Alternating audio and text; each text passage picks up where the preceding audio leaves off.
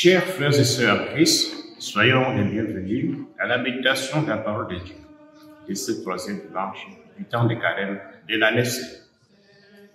Nous pouvons tirer des lectures de ce dimanche trois choses. Premièrement, la révélation de Dieu à Moïse. Et puis, la miséricorde de Dieu. Dieu est toujours miséricordieux envers nous. Mais nous ne devions pas abuser de sa miséricorde. Et la troisième chose, si Dieu est patient, nous devions aussi nous former à la patience envers nos frères. Alors, la première lecture, tirée du livre de l'Exode, nous montre Moïse au désert, à Madian, où Dieu se révèle à lui dans le buisson Adam. Le buisson Adam est significatif, est symbolique. Moïse, c'est un homme épris de justice, mais il pense que la justice doit passer par la vengeance. Et nous savons pourquoi il se trouve ici à Madian. Donc, il est en fuite parce qu'il a voulu venger un de ses frères juifs qui est tué, qui est maltraité par un Égyptien. Et en le vengeant, il a tué l'Égyptien. Et la chose est venue à connaître. Et il fuit parce que Pharaon voudrait l'éliminer. Et lorsqu'il arrive à Madian, également, il trouve une situation d'injustice. Des bergers qui imposent la loi de la jeûne. Et des jeunes filles qui voudraient aussi abreuver leurs troupeaux. Alors il prend la vengeance des jeunes filles et les aide aussi à abreuver leurs troupeaux. Et pour cela, le père d'une de ses filles le prend comme son beau-frère et le garde chez lui. Donc il se trouve au désert parce qu'il pesait le troupeau de son beau-père Jéthro. Et c'est ainsi qu'il trouve le buisson ardent. Un buisson avec la flamme au-dessus, mais la flamme qui ne consume pas les herbes. Alors comme nous avons dit, cela est significatif. Dieu veut révéler à lui que même si la colère nous brûle comme la flamme, il ne faudrait pas qu'elle nous mène à la destruction.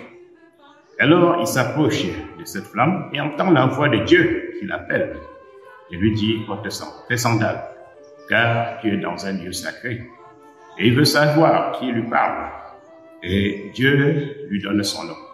Je suis celui qui suis, du moins, et c'est après qu'il lui donne son nom, quand il envoie pour libérer son peuple de l'esclavage. Et il pose la question, qu'est-ce que je dirais? Il dit, je suis celui qui suis. Cela voudrait dire Yahweh en hébreu. Alors Dieu est celui qui a toujours été. C'est-à-dire, il est l'éternité. En lui, il n'y a que le présent qui compte. Il est le même hier et aujourd'hui. Et il donne la vocation à Moïse.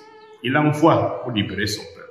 Il est un Dieu qui n'est pas sourd. Il a entendu le cri des Hébreux en Égypte et voudrait faire de Moïse l'homme épris de la justice, quelqu'un qui va rendre sa justice. Mais une justice qui ne passera pas par la vengeance, mais par la libération. Et c'est la mission de Moïse.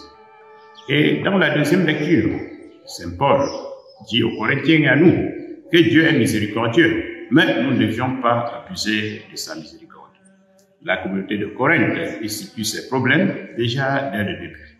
C'est une communauté avec des divisions, une communauté avec des débauchés, une communauté avec des profiteurs, une communauté avec des voleurs. Et dit, si vous persistez dans vos péchés, alors si vous disant que Dieu est miséricordieux, sachez que lui également peut arriver à bout. Et il montre l'exemple dans l'Ancien Testament. Les Hébreux qui sont sortis de l'Égypte et enthousiastes. Et Dieu leur a accordé tout ce qu'il y a comme bien. Mais ils ont profité, ils ont abusé. Et c'est comme ça que les malheurs sont tombés sur eux. Alors, il voudrait dire la même chose. aux Corinthiens et à nous, de ne pas nous abuser de Dieu. Sa patience, sa miséricorde, il est lent à la colère, mais nous ne devions pas provoquer sa vengeance, nous pouvons l'attirer à la vengeance. Donc, Dieu peut à certains moments être excédé et ainsi réagir. Mais sa réaction, ce n'est pas pour nous détruire, mais pour nous donner la leçon. Et nous devions tirer les leçons des malheurs qui peuvent nous arriver et aussi des malheurs qui peuvent aussi arriver les autres.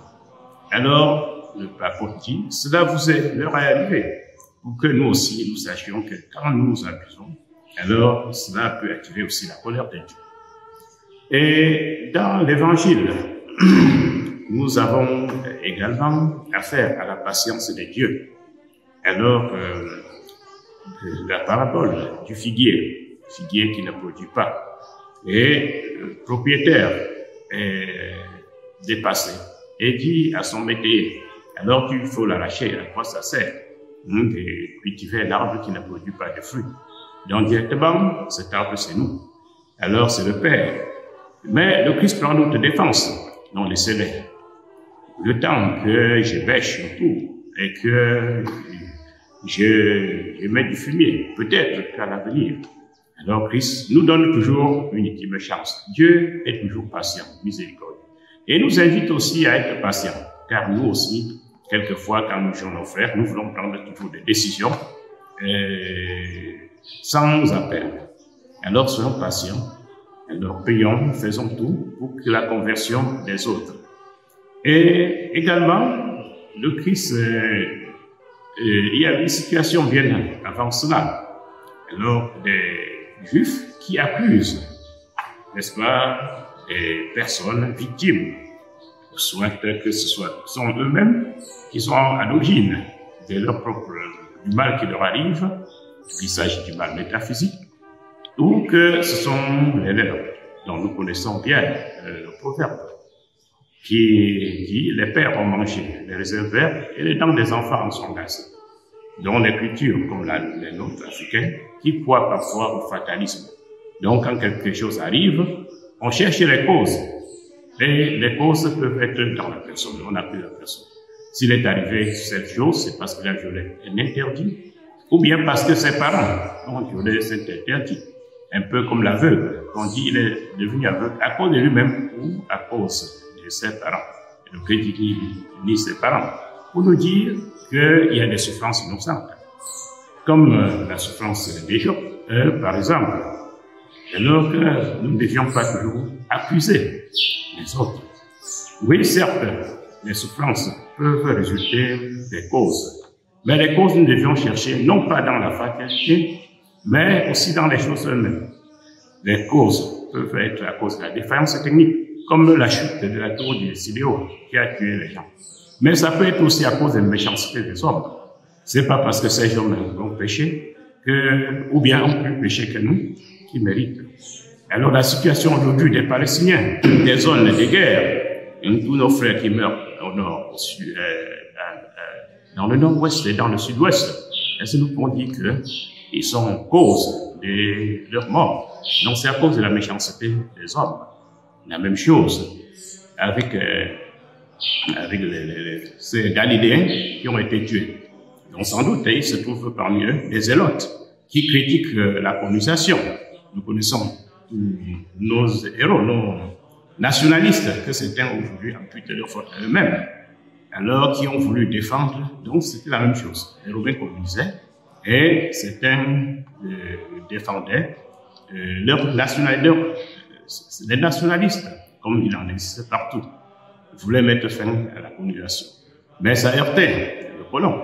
Aujourd'hui également, les gens qui nous gouvernent critiquaient leur pouvoir. Vous allez les voir, ils vont sortir le même courroux. Et donc, nous ne devions pas chercher la cause du mal dans la fatalité, mais de vraies causes. Donc, parfois, la fatalité nous crée plutôt de la diversion. Alors, prions que le Seigneur nous rende sereins de ne pas toujours imputer les fautes à nos frères. Également que nous soyons aussi patients comme le Seigneur, comme lui nous invite à être patient, le Christ, comme le Christ à intercéder pour que le Seigneur donne toujours la chance aux pécheurs de se convertir. Nous vous remercions et vous donnons rendez-vous au dimanche prochain.